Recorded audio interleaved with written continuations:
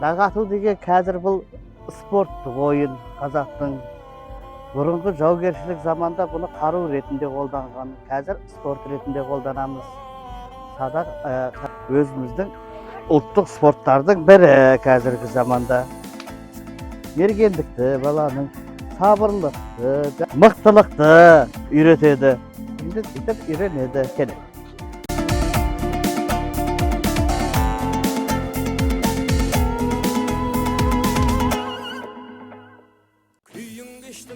Балам, кел маған көмектесші.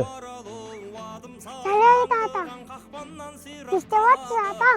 Көрдің ба, мына киіз үйдің уықтарын байлап жатырмын. Бұл қазақтың дәстүрлі баспаналарының бірі.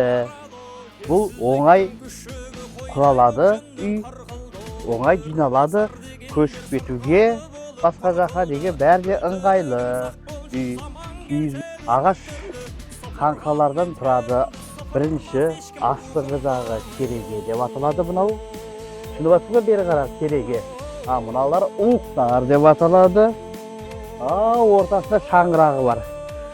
Құралғаннан кейін мына киізбен қапталады. Киізбен қапталған себебі бұны киіз үй деп атайды. Түсіндің ба? Ежелде біздің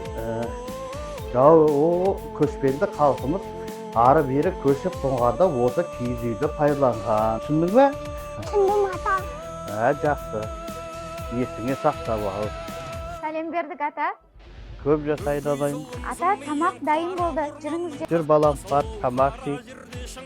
Жүр. Ассалаумағалейкум әке. Уағалейкум ассалам.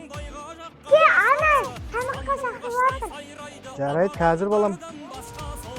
Сіз не істеп жатсыз?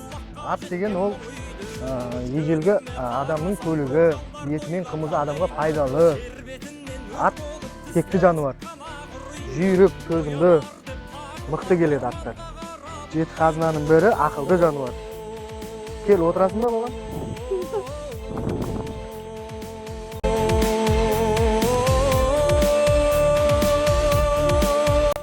Анаң тамаққа шақырса, барып тамақ жейді.